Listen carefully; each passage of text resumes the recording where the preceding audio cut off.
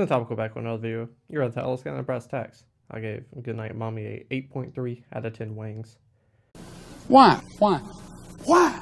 Why? Why? Because this is a fucking phenomenal thriller. It builds tension super well. The twin boys act like boys. That's always a plus because we usually get this fake Hollywood version of what kids act like and what kids do. It's either over the top, it's either too nice, too PC. This is a perfect middle for that. So I appreciate that. Maybe because it's an Australian film, they do things different over there, but it was a plus through my American eyes. You dig? The film builds up a story which makes you, as a viewer, ask a ton of fucking questions. And when those questions get answered, you ask more questions, and you just all these fucking questions. I got a question! Why is this film so damn good? I don't know, but it was. And from the constant build up and tension and all the motivation added into it, I definitely think that this film was Wonderful. The directing is very good, leading you kind of up a ladder because it builds, you move on to the next step, it builds a little bit more, you move on to the next step.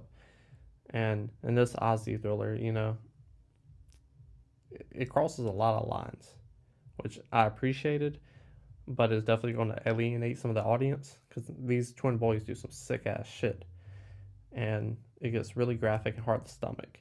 Now, that's just one problem I had with the film. The other problem I had with the film is throughout all these constant questions I was having throughout the film, some of them were not answered, but maybe that's a me problem because I have to read the dialogue and not just sit and enjoy the movie like someone from Australia would. So I might have been missing some things on the screen, but from what I gathered, the film was told through the child's perspective. So that's why the mom was acting crazy, super crazy, eating bugs and all kinds of nasty shit. But besides those two problems, I thought everything else was damn near perfect. You know, the directors, probably gonna say their names wrong. The names on the screen, Franz and Fila. I'm definitely saying that wrong. She's definitely not a shoe company. They do incredible stuff.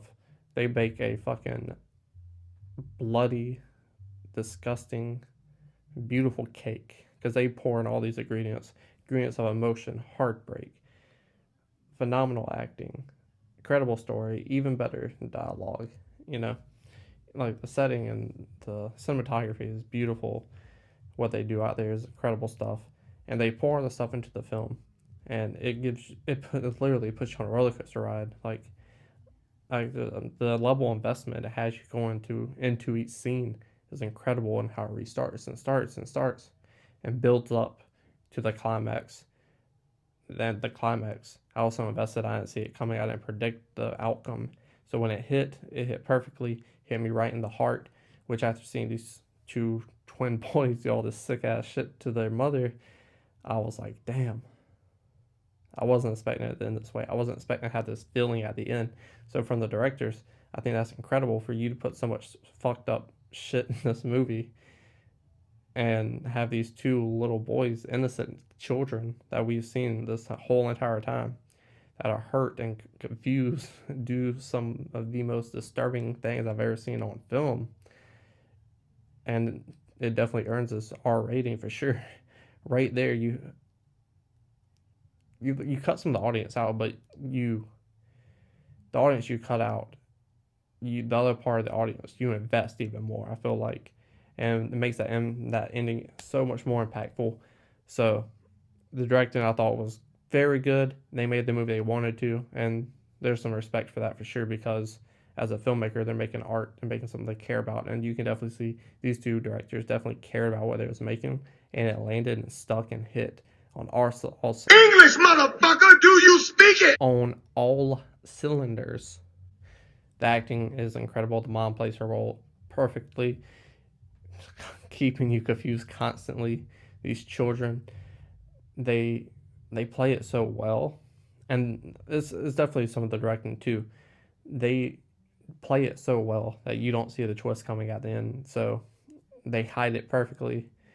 So having it from the child's perspective too, as another layer of innocence and another different viewpoint that you don't see in a lot of other films, which sets it apart from the other films like Hostels. That's just sick as fuck for no reason, I feel like, or Last House on the Left, sick as fuck for no reason. So I appreciated that aspect of the film. It had a purpose, had meaning, because at the end of this film, emotional. There was emotions I carried from this film. It was thought provoking. It made me think. It stayed with me for a couple of days. So those are the reasons why I gave Goodnight Mommy a 8.3 out of 10 wings. Tell me what you thought about this film down in the comment section, or if you've seen it. It's on Hulu, so you can watch it right now. It's Halloween time. Perfect time to watch it. Were you as shocked as I was at the end? Let me know. Scroll back up, hit the like button, share the video, and subscribe.